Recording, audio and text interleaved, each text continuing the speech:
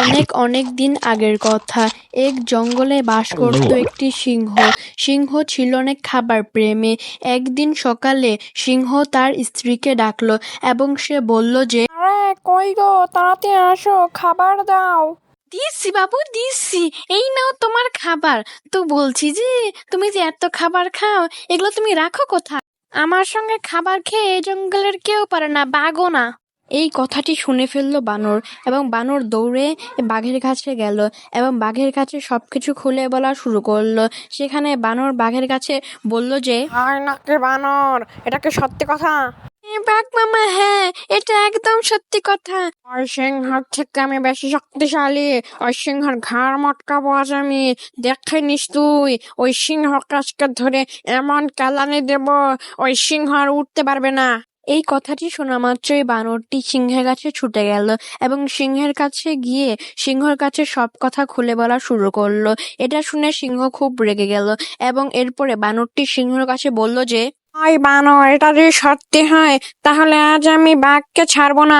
অন্যদিকে পুকুরে মাছ ধরছিল গাধা এবং শিয়াল। শিয়াল গাধা একসঙ্গে মাছ ধরছিল। গাধা প্রচুর মাছ পাচ্ছিল, তবে শিয়াল একটাও মাছ পাচ্ছিল না। এটা দেখে শিয়াল গাধাকে বলল যে, আরে গাধা, আজকে তুমি মাছ পাচ্ছি না, কে জন্য মাছ পাচ্ছি না রে? শিয়াল এই কথা বলেই আবারও গাধার সঙ্গে মাছ ধরা শুরু করলো এবং এবার শিয়াল আবারও বলল যে, গাধা, একটু শুনবি? ঢেঁচু ঢেঁচু, বলো শিয়াল ভাই, আমি তোকে 3টা প্রশ্ন করব, ও সঠিক উত্তর দিতে পারলে তুই জ্ঞানী, না উত্তর দিতে পারলে তোর মাছ আমার। ঢেঁচু ঢেঁচু, ঠিক আছে শিয়াল ভাই, করো তাহলে আমাকে প্রশ্ন। তাহলে তুই বলতো সবচেয়ে বড় কার্টুন টিভি চ্যানেল কোনটা? বলতে পারলে তুই জ্ঞানী হবি, না বলতে পারলে তোর সবগুলো মাছ আমার। এটা তো একবারে সহজ, কোকোমেলন। না, ভুল উত্তর দিয়েছিস তুই। উত্তরটা হবে সাহাব বাংলা কার্টুন গল্প। ঢেঁচু ঢেঁচু, আমি তো পারলাম না। এবার বল, আমি তোকে 4টা কলা দিয়েছি, তার মধ্যে আমি 4টা কলা নিয়ে নিয়েছি, তোর কাছে কতগুলো কলা থাকলো? এটা আমি পারবো না। এই না আমার সবগুলো মাছ, তুমি বাড়ি নিয়ে যাও।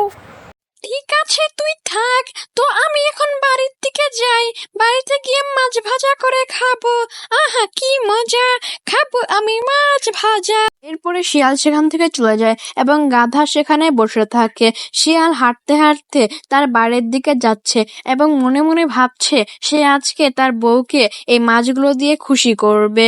অন্যদিকে গাধা বেশ চিন্তায় পড়ে গেছে, এটা শিয়াল ভালোই বুঝতে পারছে। অন্যদিকে গাধা সিংহ মহারাজের কাছে গেল। সিংহ মহারাজকে গাধা সব কথা খুলে বলল। সিংহ মহারাজ গাধাকে নিয়ে শিয়ালের কাছে যাওয়া শুরু করলো এবং শিয়ালের কাছে গিয়ে সিংহ মহারাজ শিয়ালকে বলল যে, ওই শিয়াল, আমি চলে এসেছি, আজকে তোকে আমি ধরে মারবো, এমন পিটুনি তোকে দেব যে আর উঠতে পারবি না এখান থেকে। ভালোই ভালোই আত্মসমর্পণ করে দে। ও সিংহ শিয়ালকে মার দিল। গল্প ভালো লাগলে চ্যানেলটিকে সাবস্ক্রাইব করে ভিডিওটিকে লাইক দাও।